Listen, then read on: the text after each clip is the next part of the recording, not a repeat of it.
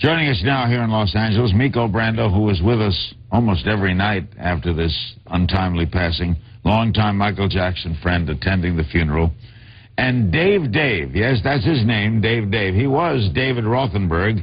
He was set on fire in 1983, suffered, as you can see, terrible scars. Michael Jackson befriended him and paid for a lot of his surgeries. Dave is also attending the burial. Why Dave?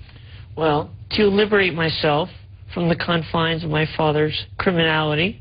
He caused the fire? Yeah. He is a criminal, and he caused all this.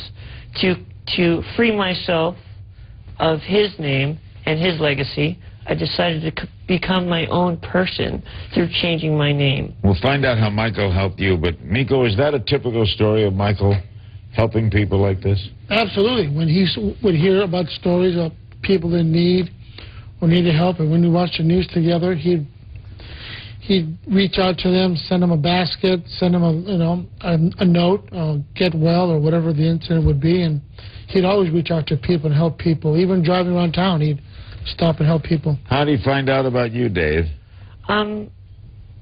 He heard about me, and he had contacted me and wanted to meet me. How old were you at the time? I was about 7 years old at the time. And were you in the hospital? I was not in the hospital at the time. I was in interim, back and forth from surgery. And what did he do for you? Well, basically, he befriended me. He took me into his life, which is very rare for Michael to do. But he opened up his arms to me and accepted me as a very good friend of his. And throughout the years, he never let me go. I believe that's the hearse carrying the body into Forest Lawn. He will be interred. It looks like a beautiful place to have for him, Miko. It was very nice. It was a very nice compound. Yeah, we're going to be showing you close-up of that. That is Forest Lawn. Were you surprised, Dave, to hear from him when you were 7? Oh, it's a very interesting story, Larry. It was kind of the visit to his Encino house was very impromptu, and it was kept a secret by my mother. And I had always been kind of a admirer of his, not a fan per se, but I always loved his music. And my mother surprised me one day and brought me up to Neverland. And I entered an arcade, and there were all these Paul McCartney records, all over this, The Girl Is Mine, and, this and that. And I remember sitting down, and at the time, my favorite video game was Pole Position. And I was playing Pole Position, and I felt a little tap on my shoulder, and I turned around, and there was Michael. And you know what, Larry? What? At that moment, we embraced, and that embrace never ended throughout our whole entire friendship. Dave, what don't we know about him we should know? Well, I believe what people fail to realize is that Michael was a human being.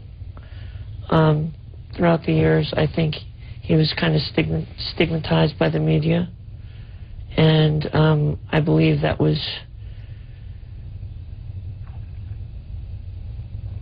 wasn't really helpful to him or to anybody around him. I believe that Michael was a great person. He has never hurt a soul, and I am happy to have been his friend for all these years and been a dedicated friend. Miko, how do you explain what Michael did for Dave? That's just the kind of human being he was. He's very loving, caring. He loved Dave from the day he met him. They became friends. Michael helped him through the years, and that's the kind of person Michael was. I mean, he loved a lot of people, and he'll be missed and loved by a lot of people. Did he pay for a lot of your medicals? Actually, he did not pay for my medical. My mother had great insurance at the time. So what did he do? Michael offered a lot of emotional support for me. He was there for me whenever I needed to talk to him. He opened up Neverland to me as a means to get away. He metaphorically, he was almost like a father that I never had.